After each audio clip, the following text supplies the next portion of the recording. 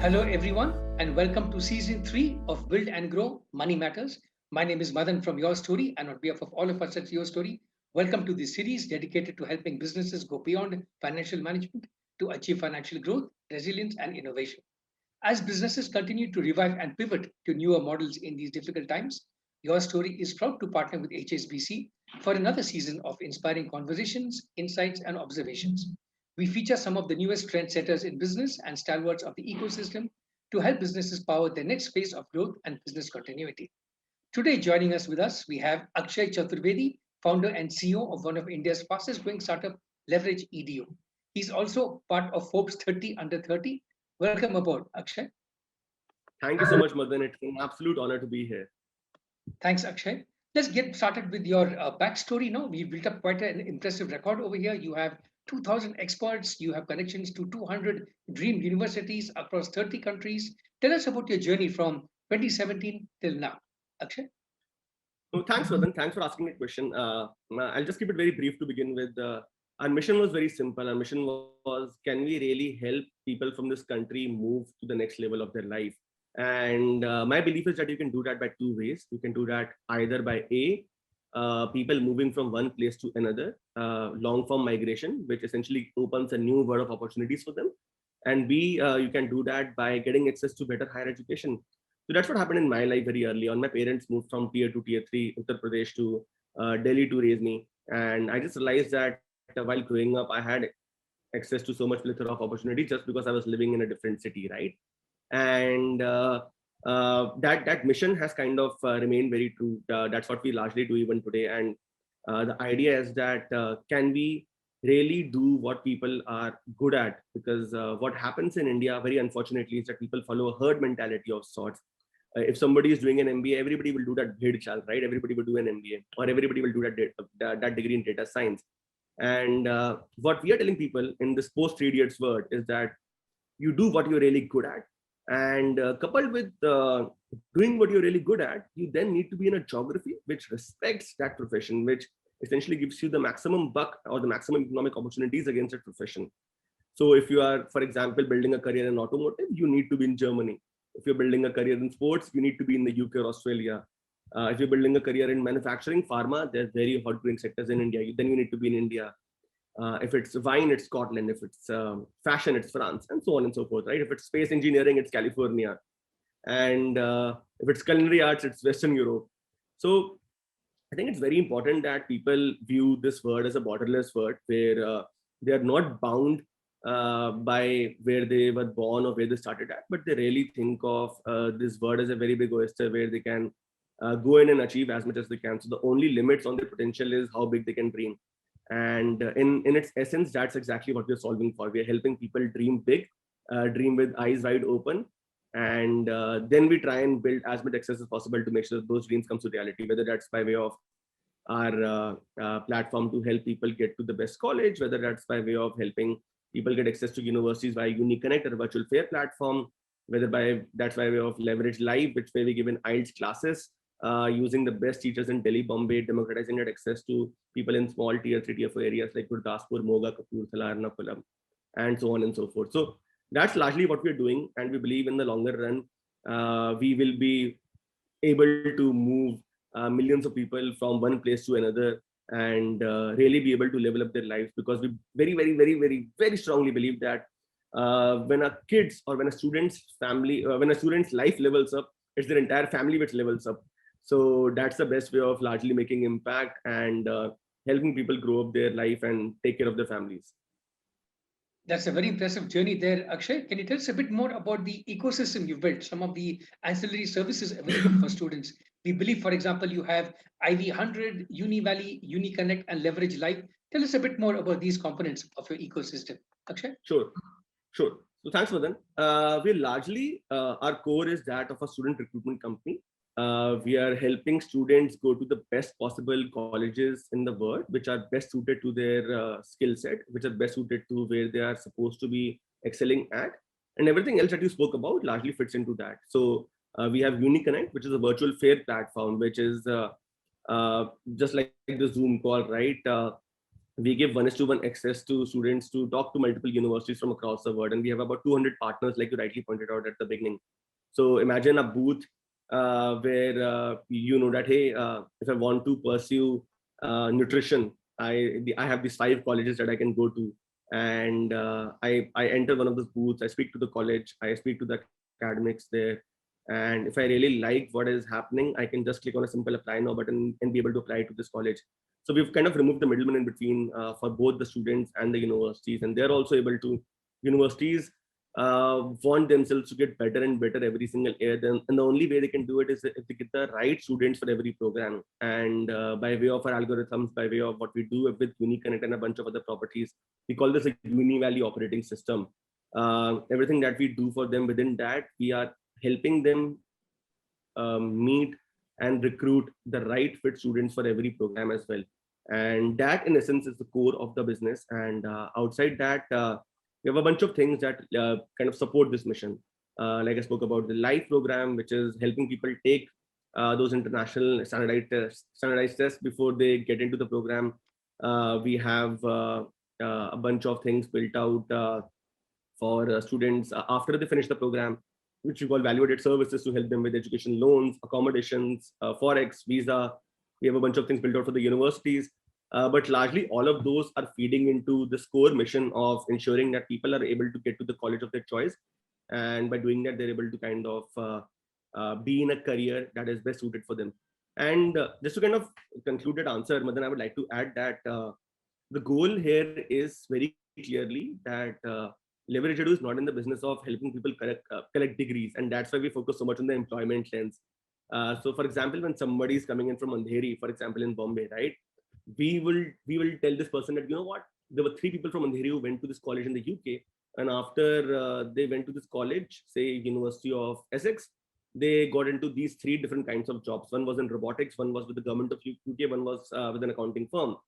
So when you make an investment of 20,000 pounds or 18,000 pounds, 18-20 lakh rupees, and 5 lakh rupees in your living cost, this is the kind of life that you can see for yourself. This 25,000 pound job, and using this, there are these typical immigration laws, the PSW right now, which is coming in the UK, which is going to also help you get work there, which is going to help you pay off your education loan in a very clear, concise manner. And then you have an opportunity of kind of moving to a points-based system on their immigration charts and be able to even get your family there. So we're trying to, in some sense, plant the entire what I call the family leveling up algorithm to the student in some sense, and telling them that hey, this is your golden ticket to be able to get a better life, and that is why you should pick it. You should not pick it just because you want to go to a college and have fun. You should pick it because you want to go to a course which you're really good at. You will get a job where you will kind of excel, and this will give you an opportunity to ensure that your family also is in a much better place than where they are right now. And I think at a very core level, if we really want our country to grow, if we really want to solve unemployment, if we really want to believe that India will become a superpower, we need more Indians to step outside in a borderless world and really conquer as many economies as we can. And I think that's truly the best way to look at where the large part of our next decade is going. Thinking of a borderless world, thinking of a world where people are really able to do what they're good at in places where they will get the maximum buck for their investment. That's quite a compelling vision and mission you've built up over there, Akshay. Tell us a bit about how this is funded. Recently, we believe you closed a Series A round of funding worth rupees 47 crores, led by Tomorrow Capital, and overall, over 3 rounds, you've raised about 60 crores. So tell us about the fund allocation plans and what some of your ways ahead are, Akshay. Sure. Thanks, Varun. I'll keep it brief. We have raised over 75 crores in capital. We haven't announced the last 2. We had somebody join in to our existing round. And we have Tomorrow Capital, Doom Ventures, DSG Consumer Partners, and one more a fund alongside a bunch of really interesting angels like Vishal Gondal, Ashley Lani from Sama Capital, Amrish Rao from Pine Labs, bunch of professors from top schools in the US, and a lot of other folks as well. And largely with this money, we are focusing on making our systems more strong. We have invested a lot in pedagogy over the last couple of months. We are investing a lot in making sure that we can get to that audience in non-metro parts of India that we had not been able to reach till now. And a result of that is, just to kind of give you an example, over 70% of our business last month came from non-metro cities. And we're getting people to join us from Ernakulam. I spent a week there just before lockdown happened in the early parts of April. And Vijayawada, Surat, Indore, Patna, Mogha, Kapurthala. One of our largest places was in the month of February, Kent Hill. I hadn't heard of this place when I was growing up. I was like, okay, where is Kent Hill? It's in Haryana.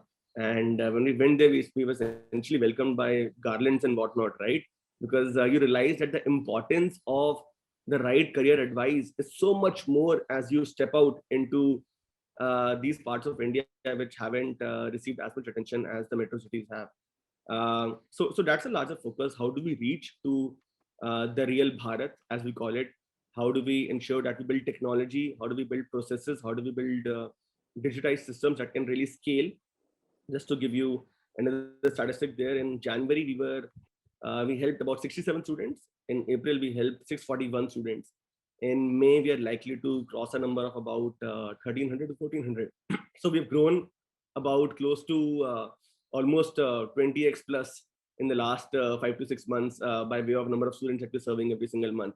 And that has largely happened because we've been able to reach reach the Bharat that really needs our service much more than other parts of this country where we were before this. So that's a larger, I would say, those are the big pools where our capital is going right now, as well as we are spending a lot of time on building value additive capabilities, right? So we have built out an AI course finder through which is a free tool through which anybody can log onto our platform, go to the homepage, and be able to understand what course or college is right for them. And we're building many other features like this. We've built something called Leverage TV, which gives free career advice. We do a show every evening, just like your show here. And we try and tell people, okay, this is the right career for you. This is how you can figure out what your dream should look like. This is how you envision a life for yourself, and more things like that. So those are places that we are kind of pushing a lot of our current effort, and hopefully we'll be able to reach a lot more people over the next 6 months. A lot more people will know about Leverage Edu, and by way of that, we'll get an opportunity to be able to serve people who really need us much more.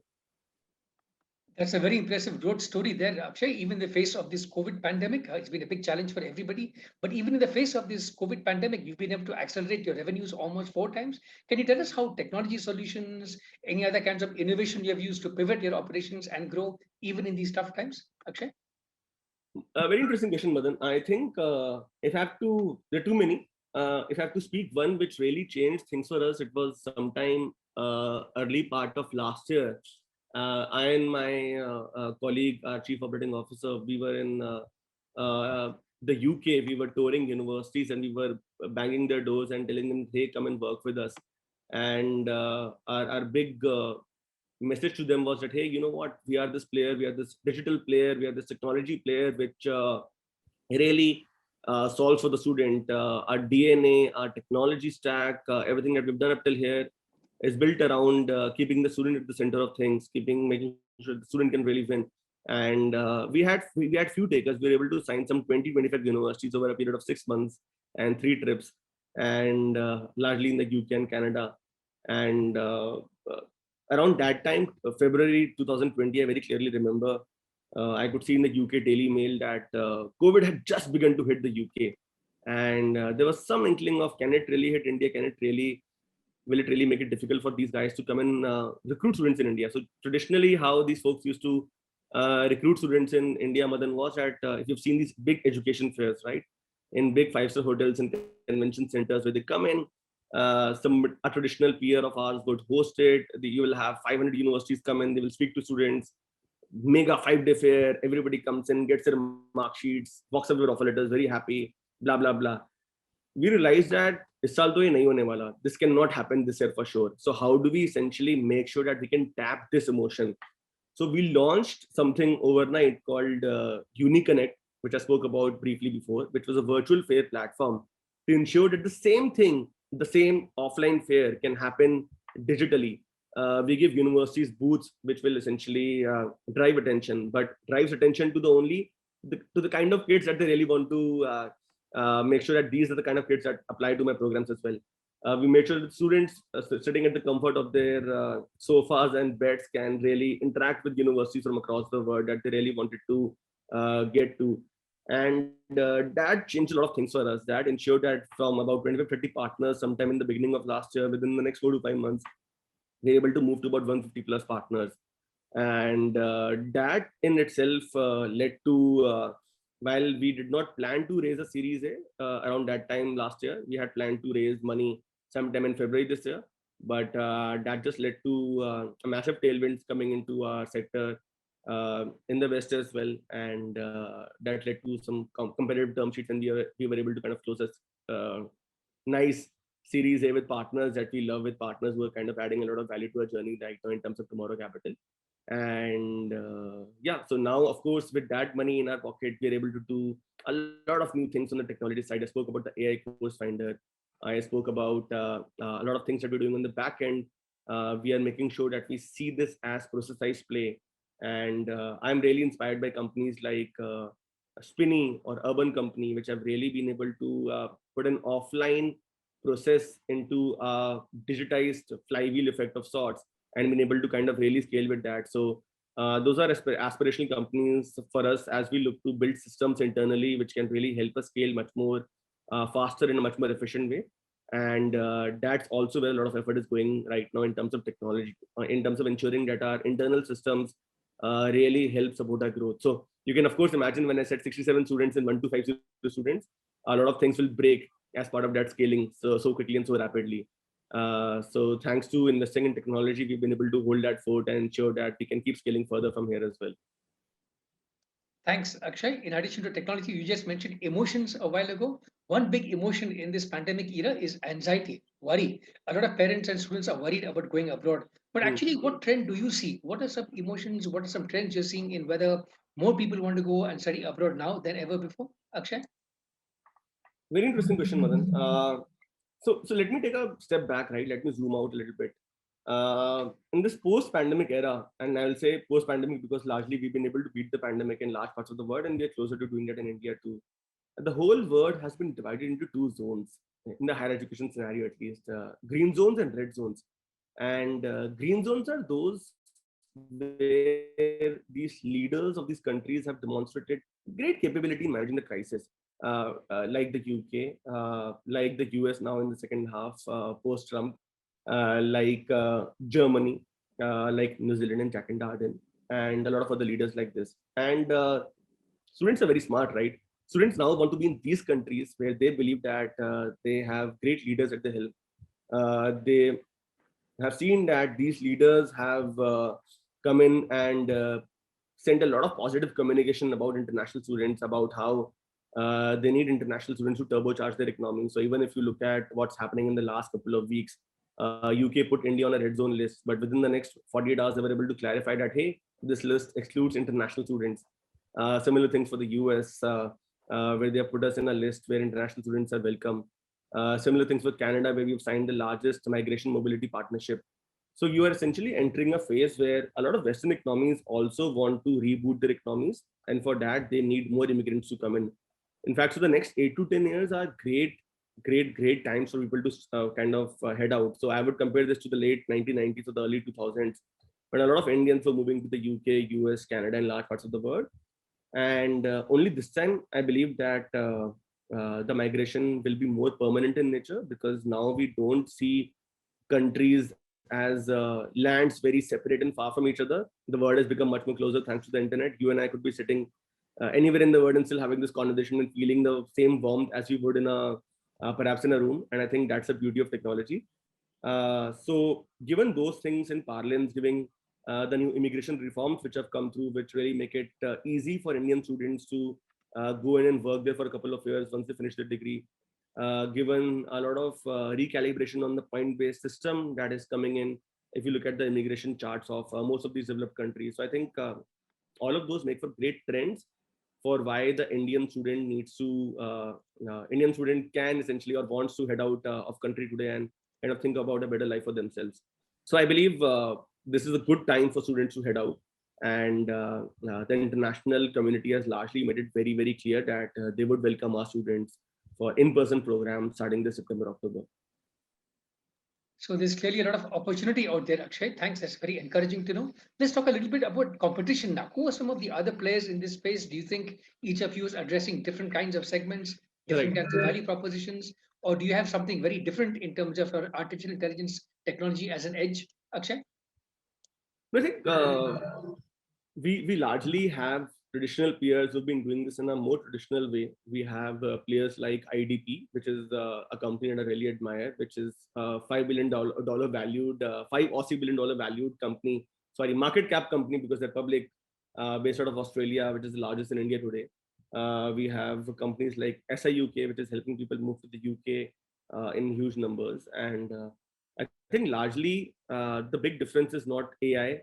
AI is, of course, there's a tool that we use where we are helping people understand what course or college is right for them, like I pointed out before. We're using a lot of other technologies as well, which really makes our technology stack really much more efficient in nature as well. But to kind of really point it out to one thing, I think where we really stand out and a big reason for our success as of today is because we are just student first. We really care so much about the student than anybody else, and like that is something that I really take a lot of pride in. I gave you the employment lens scenario, right? There's nobody else in the market who thinks about higher education from an employment lens. We make sure that every single student is winning on the platform by way of they punching much above their weight. If somebody's saying that, hey, you know what, I think I can only go to college which is ranked at number 15, they said, hey, why can't you go to a college which is ranked 3? If somebody's saying that, hey, I can only go to a college which is ranked 200 and for culinary arts because that's an easiest course to get to, we can tell them, hey, you know what, data science is a good option for you as well because you're really good at math. So just helping people understand what is right for them, and from a culture perspective as well, Madan. So would love to host you at our offices in better times, of course. But what you will see very starkly is that we follow the big basket example of having a chair for the student in our boardroom when every single decision is being made, and just the overall DNA when any student is speaking about us, or when any of my fellow teammates is speaking about what Leverage Edu does, it essentially says that, hey, we're not just from a value system perspective very student first, but all our technology, all our processes, all our systems are also built in such a way that a student has to be put at the center of everything that we do. We are okay to make 10 rupees less. We're okay to take a year more to become a unicorn. We're okay to kind of lose some short-term benefits. But what we really want to ensure is that we are the most student-loved company in this country, and that is why we essentially began as a consumer brand per se. That is why we are going out and doing business in these smaller cities right now, where we're getting a lot of love as well. And if I really want that much love from the student community, I need to be thinking about the benefit. I need to be thinking about how they're winning every single waking second or in sleep. And I think that's what me and my colleagues have very successfully done, which I take a lot of pride in over the last 4 years. That's a very impressive story there, Akshay. In addition to culture, which you just mentioned, the other big issue in this space is policy. Can you tell us a bit about how you work closely with Niti Aayog on policy discussions? We also believe that you were selected to the Prime Minister's Champions of Change in 2017. Congratulations. I'm sure that's one of many honors you have. But tell us a little bit about the policy and how you work with governments in terms of education policy. Akshay? Sure. No, thanks, Madan. That the Prime Minister's Champions of Change was a long time back, and spent a few weeks working with the larger team, with Minister Javdekar back in the day, when they were in the early days of defining the national education policy, which got released some time back. But largely outside that, a large part of our work correlates to ensuring that different governments across the world are very closely working with each other, right? So, in fact, I've had mentors who are in kind of decisive policy making positions in the UK, in Canada, in Australia. And we've been very closely working with the whole embassy ecosystem in India from the very beginning. And that has just, one, helped us stay ahead of the trends and be able to tell our students that, hey, this is right and this is not right for you. Second, as a business, that's a competitive advantage of some sorts. For example, We knew very early on that UK is going to come up with the PSW, the post-study work visa, which is going to help every single student once they finish their postgraduate degree in the UK, spend up to 2 years, 3 years if they are a PhD candidate, and be able to work there. And that can essentially lead into beautiful immigration journey for them as well. So I think just because you are able to understand policy better, just because you're able to understand things like, for example, right now we are debating whether SAT and ACT exams need to be banned or not, and I'm like vociferously against it. I really believe that standardized tests make it equal for Asians or make it equal for Indians, because a lot of people can't afford those extracurricular activities to make their profiles look much more rosy. Or we have been, for example, there's an announcement last evening from Mr. Thackeray saying that any student who's kind of headed abroad, they can get vaccines on a rolling basis. So I think ours is a sector which is very much dependent around what is happening from a policy perspective. And me and the leadership spend a lot of time on that. Me and the leadership try and make sure that any benefit that can be accrued to the student at large because of anything that can move because of our involvement in policy, we try and do that. And at the end of the day, like I said, the goal is very simple: be it policy, be it product, be it operations, be it marketing, anything that is out there, which is a component of Leverage Edu, it needs to be student first. And as long as we are solving for that, we are really in a very secure place, and we know that we are going to build one of the most iconic companies that this country has seen. Thanks, Akshay. A while ago, you mentioned that certain countries are best suited for certain kinds of degrees, such as Australia for sports, engineering for Germany, etc. Also, in another recent interview with Your Story, you mentioned that there are certain careers that are not so respected or can find much opportunity in India. And it's very important for students to go to countries where these kinds of careers are respected and have Right. opportunity. Can you please explain a little bit more on these kinds of career perception differences between India and other That's an countries? interesting one, Akshay? brother. That's an interesting one. Okay, let me give you two examples, right? Let me take my example to begin with. I was a big EPL fan when I was growing up, right? English Premier League football. And had I known that there was this college called St. Mary's University on the outskirts of London in Twickenham, which gives you a guaranteed internship in Chelsea Football Club, which puts you in positions like ESPN and the likes, and is not as expensive on my purse, right? Is almost at the same budget as the likes of most private universities in Bangalore and on the Noida stretch in Delhi, or the Navi Mumbai stretch in Bombay. So I would have largely gone ahead and done a program in sports management, right? Like, just that I did not know about it back then, just that I did not have access to that information that, hey, there is something for me which is really suited very well to my personality and what I can be really good at. And I rather spend a couple of years doing finance and then doing an MBA. But perhaps if I had to go back in time, I wouldn't have done that. I would have largely gone to a university like St. Mary's and pursued sports management. If I have to take a broader example, I'll bring in our friend Vikas Khanna again. Had Vikas Khanna been told by his BG back in the early 2000s that ek kaam kar khote tu Punjab Engineering College chale ja, right? And had he done that, we wouldn't have witnessed Vikas Khanna's greatness the way we have, right? He wouldn't have gone on and pursued culinary arts or interned at some of the most fantastic places that he got access to because of that, moving out. And he also wouldn't have got a chance to contribute as much to India as he does today, right? So if you look at it from that perspective, and these are few examples, there are many more. I know of one of my previous board members who did a course in food science and in more specifically in winemaking at University of Strathclyde, and back in the mid 2000s, and then he kind of came back and joined Sula Wines as an intern. Today he's the chief operating officer of Sula Wines, trying to take them IPO. So his name is Chaitanya Rathi. And many examples like these where you really try and kind of understand that there are better highways built out for certain professions in some of these countries abroad, because their infra is better suited to these skill sets. Their infra is better suited to excelling in some of those professions. I'm not saying that you can't excel as a sports person in India. Of course you can. We have the likes of Gopi Chand, we have the likes of all our cricketers, all our hockey players. Just that it takes longer, and just that if you want to kind of be on the management side of things, if you want to do something like I'm forgetting the name of our ex-hockey captain who's running this campaign for to support all the folks who go to Olympics. He's my senior from business school as well. Viren, right? And if you want to be a Viren, if you want to be Kopichan, if you want to be some of these other people who are in the sports management side of things, you can't do that very easily in this country.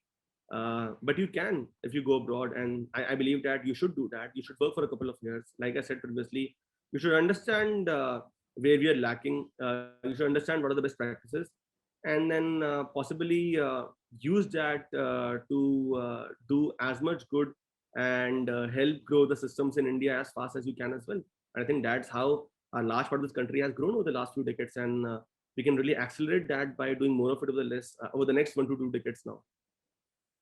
Thanks, Akshay. From career comparisons, let's take a look at another kind of comparison, EdTech. Sure. From an education technology perspective, how does India compare to other parts of the world? Where do we stand? What does our future look like? Any thoughts on this space? No, so I'll take a step back as well, Madan. So I'll answer the question, but let me just clarify. I don't think of leverage as just an edtech business.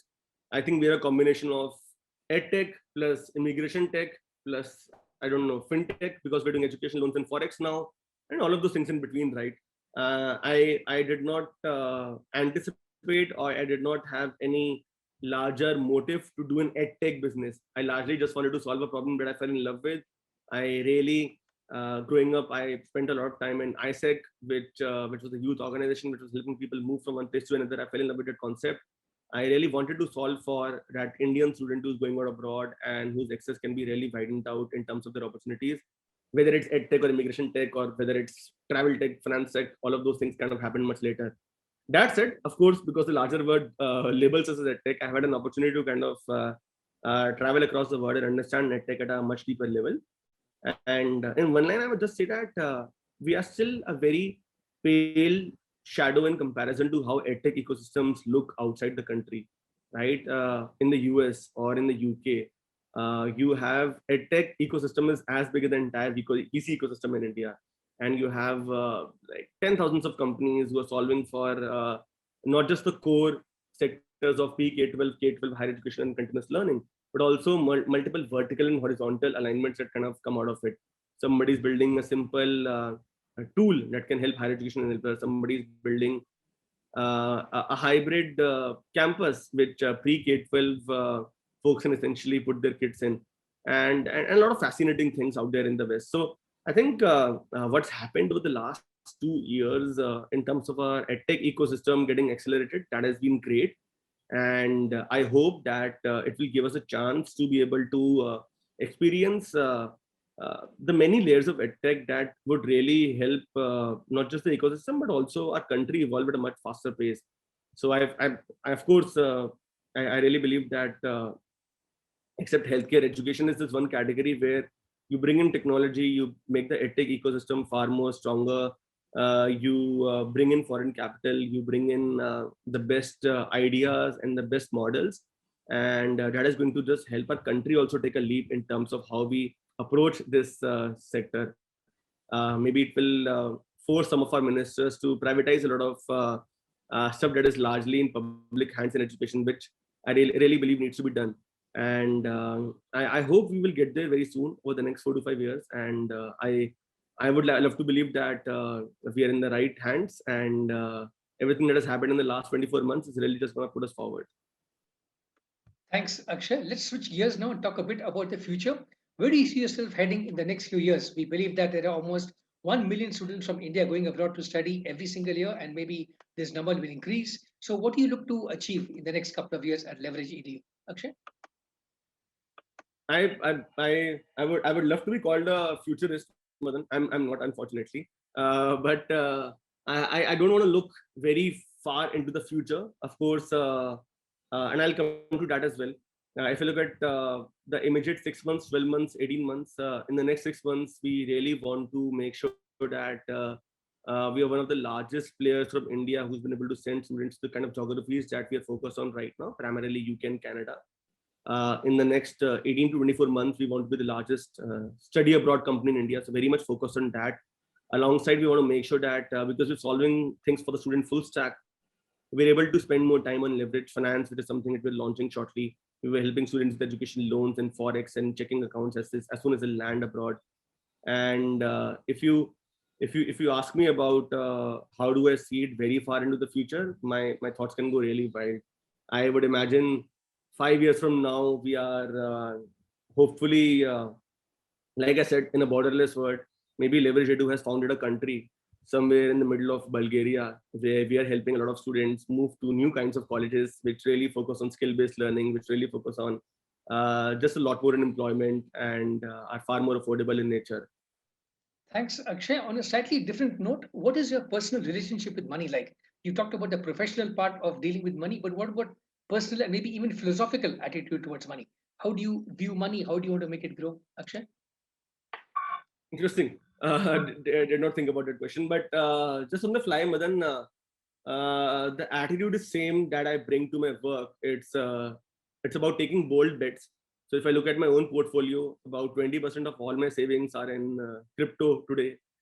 Crypto that I believe in, crypto that I believe will, with the use of Web3 ecosystem and everything else, will essentially take it to the next level. I've started angel investing in startups, small token checks in friends who are starting companies, because I really believe that is the best use of my money. If I can essentially multiply the impact that my money can have, and rather give back to the ecosystem which has given so much to me. And at the same time, while I've played with 30, 35%, 40% of my portfolio, keep the remaining 60% in mutual funds, gold, things like those, which can take care of my parents as they grow old, which can take care of other responsibilities that I have as a growing adult. And that is how I largely think about building up my portfolio. On a more philosophical level, I think money is a tool that you kind of you essentially want that tool to be able to do the kind of things that you want in life. So I think after I remember this, one of my mentors said this to me when I was very young, that you need 1.25 lakh rupees in your life to be able to eat the best dal, the best atta, the best chawal, and all of those things. So anything above 1.25 to 1.5 lakhs, you're essentially playing with your mind. It's about the kind of car you want to drive. It's about the kind of house you want to live. So that takes care of your a great quality of life per se. So I think I've largely believed in that one line thesis from very early years of my life, and made sure that I and I think I speak for the large part of our leadership as well at Leverage. I think we don't attach ourselves as much to monetary outcomes, but we really attach ourselves to missionary outcomes. And when you really focus on the mission, you really want to kind of use that money, or use any money that you're making, to just do more of those good things. You really want to utilize that as an additional resource in addition to your time. Your time is the biggest currency, and after that essentially comes money. So you want to use every currency that you have to be able to live out the missions, to be able to live out the core beliefs that you have in life, to be able to live out the value system that has kind of made you and that you believe in. And yeah, that's how I think about it today. Of course, I believe that it should evolve over time, but largely stay very true to its mission always. Those are some very interesting tips and personal stories there, Akshay. Thanks so much for sharing them. My last Thanks. question to you is, what's been your experience working with lenders, banks, investors? What are some of your expectations from lenders and banks, for example, Akshay? I think I think they, if I have to let me group them separately. Let me talk about banks and all of the other financial institutions as a separate group, and investors as a separate group. So I think um, if banks and these other institutions are very proactive in nature, and they're really thinking about the business in its whole sense, rather than just thinking about the services, I think that really adds a value. Uh, we have seen some of our partners, be it be it banks, or be it some lenders, be it some of the people that we're working with who are helping us launch leverage finance, be it some forex providers, be it some of these education loan providers that we're working with today to help students get education loans. So I think whenever somebody tries to walk that one step extra and start thinking about the business, start thinking about what the business's mission is. So I have seen that whenever a banking partner, whenever a lending partner has thought about leverage, really cares about the student, leverage really cares about being student first. Can I really focus on that and come back to them with more solutions? Can I really focus on that and come back with more ideas? Can I make their money grow in a better way using that mission as a central driving force? Because that is what will run with the leadership very, very quickly. I think that always works. Thanks, Akshay. This has been a fantastic session. I think three key sets of takeaways I have from this session are the three E's: empathy, ecosystem, and energy. You need to have empathy with your stakeholders, in this case, students, families, parents, and so on. You need to understand the ecosystem thoroughly: students, parents, universities, foreign exchange, governments, policy, and so on. And last but not least, energy. This is a marathon, it's not a sprint. And you need to have a lot of passion, drive, persistence, grit to go ahead and become a regional, national, and a global player. Thanks for these fantastic messages, Akshay. On behalf of all of us at Your Story and HSBC, thank you so much for joining us today. Thank you. Thank you, Madan. It was an absolute privilege. Thank you so much for hosting me.